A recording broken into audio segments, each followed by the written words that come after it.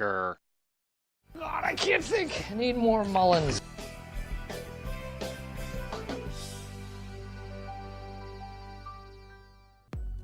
Hey, and welcome back to the Office Field Guide. I'm Chris from Mulverine Films, and we're reviewing every episode of The Office ever. Today we're looking at episode 5 from season 4, entitled Local Ad. And hey, this is not an hour-long episode. That breaks our streak of hour-longs. There's still plenty to talk about here because I love this episode. But as always, this is just a review of some of the plot, some of the funny bits, and easy-to-miss stuff, as well as just some of my thoughts on the deeper meaning. Local Ad is the 9th episode of the 4th season of The Office, and 62nd overall. It was written by B.J. Novak and directed by Jason Reitman. It first aired on October 25th, 2007, and it was viewed by just a shade under 9 million people. So let's get started adding this one together. Yeah, just explain what that is. Explain what you think that is. Okay. Just explain it. Alright, so what's this about? This is the one where corporate has commissioned the creation of a commercial to advertise Dunder Mifflin on local television. Michael wants to create a commercial using local talent, mainly his, while corporate wants to use a vanilla ad created by an ad agency. Michael gets approval to attempt to create a commercial in under 24 hours. Meanwhile, Dwight's depression leads him further into an online game called Second Life, while Jim and Pam attempt to do their best to help him. No one asked you anything ever? Okay, so just starting off, I love Season 4. I'm not doing a good job of keeping that hidden if you've watched any of my other field guides on Season 4. But this episode is a great bounce back from the last 2 episodes, and it's a return to the half-an-hour format, which is probably a big part of why this episode does so well. The cold opening of this episode is awesome. It starts with so much energy, and it's hard to just not smile while you watch their brainstorming session. But I'll talk more about this cold opening when we get to the ratings. I think the best way to start breaking down this episode is to look at Michael's ad. I love Michael's vision for this commercial, as he puts it, MTV on crack sort of thing. Little girl in a field holding a flower. We zoom back to find that she's in the desert. And the field is an oasis. We zoom back further. The desert is a sandbox in the world's largest resort hotel. Zoom back further. The hotel is actually the playground of the world's largest prison. But we zoom back further. Okay, I can tell that your time is valuable. Actually, I don't get paid by the hour anymore, but thank you. I get paid by the year. What's funny is that his actual commercial is nothing like that at all. You could tell that this is a labor of love. Minus the overly racist overtones and the moniker at the end that makes absolutely no sense. Dunder Mifflin. Limitless paper in a paperless world. This ad is actually really good. I think that it's even safe to assume that with a proper budget, actors, camera, lighting, special effects, and editor, Michael's ad could have been better than what the ad agency produced. And since I'm releasing this on YouTube, I can't show Michael's full ad, but I'll link to the official Office channel in the description below, so you can go watch it. I'd recommend you do that before you watch any more of this video. Furthermore, I recommend you bookmark that link and just watch that video anytime you feel you need inspiration. And there's so much to talk about here in this episode. I love the Second Life plotline, but we'll unpack that more when we get to the deeper meaning. But for now, there's so many great lines in this episode, so here's a brief montage. It doesn't have points or scores, it doesn't have winners or losers. Oh, it has losers. Well, actually, I can't cook, and I am starting a restaurant. Mike's Cereal Shack. I'm thinking we'll have as many varieties as you can buy in the store. Okay. Yeah, I'm glad you called. Brian is being a little again. Come on, Michael. What's up, my brother? And thus, Michael Scott sealed his own destiny. In a good way.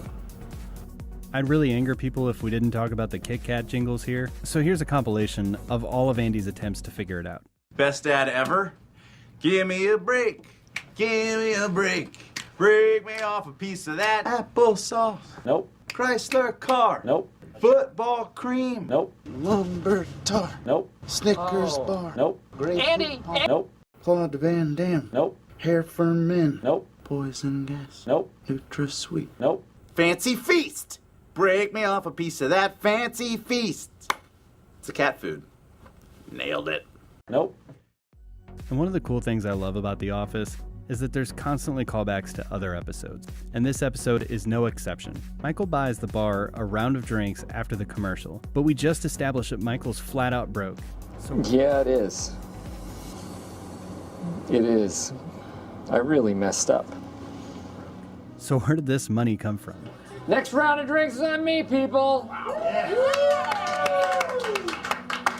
Also, talking about money, Michael's paying for the ad agency's time now, right? If you do not think that it's ready to air, send the ad agency back down here, and we'll do it on my dime. And maybe this is a dumb thing for me to notice, but The Office kind of scarred my eyeballs a few episodes ago. Andy's wearing a similar outfit than what he was in Fun Run, but he's not wearing the bandages over his nipples. Maybe he learned his lesson? Come on! God, watch the nipples, Kevin! Back off me! And I know I'm not calling out anything new here, but I love that even in Dwight's second life, he's still just the assistant to the regional manager. And I'm sure people have noticed this before, I'm just not sure I ever did. When Michael asks somebody to get Phyllis some tissues, Kevin offers her some tape. Can somebody give her a tissue, please?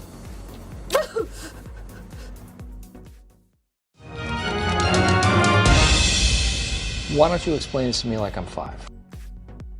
Put yourself out there is all over this episode. We see it in virtually every plot line. We see it in Michael when he perseveres. Corporate tells him to lay back and let the agency handle the ad, but Michael puts his reputation on the line to exhibit his creativity. This is both a throwaway joke, as Michael doesn't have much credit left with corporate to put on the line, but it's also a bold thing that Michael is doing because he believes in his creativity and his abilities so much that he's able to put himself out there in ways that most people are just too self-aware to do. His ad, albeit production value was very low, was actually a really cool ad for paper. It was eye-catching, dramatic, uplifting, had a redemptive and positive message. Would it have sold paper? I don't know. I'm not in marketing. But I think what's more is that Michael inspires local talent to pull off this ad. Pam is not one to typically jump into the office shenanigans, but in this opportunity for her to test her creativity and exhibit her abilities, she jumps in head first, even spending the night in the office. And her animated logo was pretty cool. And Michael is the catalyst for this message. He is the one who's driving the point home throughout the entire episode. But I love that the writers were able to figure out a really clever way to juxtapose Michael acting in traditional Michael way and still provide this same theme throughout. Michael asked Daryl and team to come up with a jingle for the commercial. Michael clearly is not a fan of it and outright rejects it. No, I hate it! I hate it! And this is exactly the same thing that corporate was doing to him. And then there's Dwight. Oh, Dwight. We see this message in his plotline as well. Who, after having accepted his loss in life and given the appearance that he'd be willing to move on in the last episode, it seems that that's only manifested in his progress in the Second Life video game. It's called Second Life for those people who want to be removed even further from reality. Are you serious? Yeah. The only thing in this episode that snaps him back into reality is the incredibly awkward scene with Andy when Dwight realizes that he might still have a chance with Angela. Oh, dear! Oh, dear! I think Dwight here represents the opposite of Michael Scott in this episode. Whereas Michael is risking everything to be able to put himself out there, Dwight is reverting himself into a video game to keep things safe and comfortable. And I think it's human nature to do things like this. It's so much easier to dive into that which is comfortable than it is to put yourself out there and set yourself up for failure. As normal, Jim is set up as a comparison here. Except rather than being the example of what to do, I actually think he's being held up as an example of what not to do. He doesn't work hard for the company, and he definitely doesn't use his passions and his creativity for his work. What's surprising is that he only expresses these things through his avatar in Second Life. Being in a sports-related job in Philly with a guitar strung around his back, instead of owning those things, even to Pam, he shies away from them and just awkwardly stands there and stares at her. Why don't we go back to... I think the message here, oddly enough, is be like Michael Scott. Some days I am just on fire. What can I say? Believe in yourself, pursue what you're good at, learn and grow your skills, and don't take no for an answer. But also don't quit just because you've been rejected. After all, being rejected didn't stop Michael from finishing Threat Level Midnight.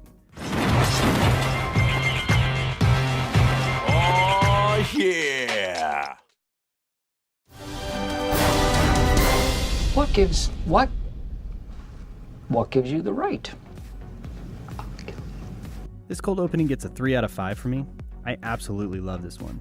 Steve Carell's energy during the brainstorming session is great. Oh, and it leads to one of the most memorable bits from the show. No, why? You got it. You're so close. And I love how Jim treads pretty lightly when pranking Andy here, for obvious reasons.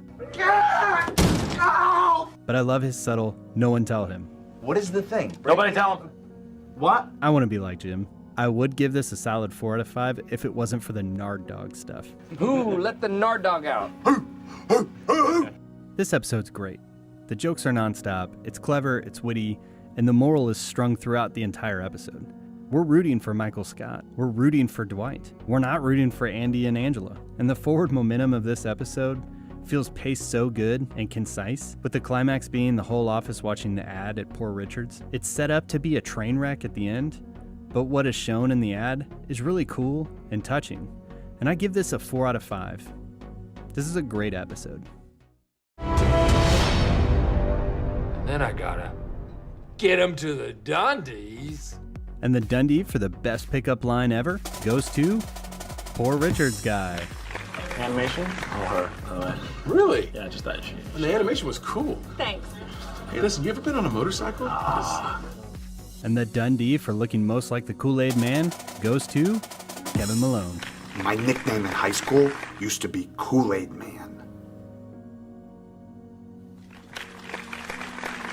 Thank you so much for watching this episode of The Office Field Guide on the local ad. Next week, we're going to be talking about Branch Wars, and I love that episode. I love season 4. Sorry, I keep talking about it. It's so good. As always, like and subscribe. You'll get notifications. It helps me out too. Leave a comment. Tell me if you think I missed anything, any of the plot stuff, any of the theme stuff, anything at all. Just leave a comment. Let me know what you think. I hope you're enjoying. See you next time. No bad ideas. No bad ideas. Everything fair game. Humorous parody. What? Humorous parody. Oh, humorous parody. I thought you said humorless parody, but that's a much better idea. All right. No, I love it.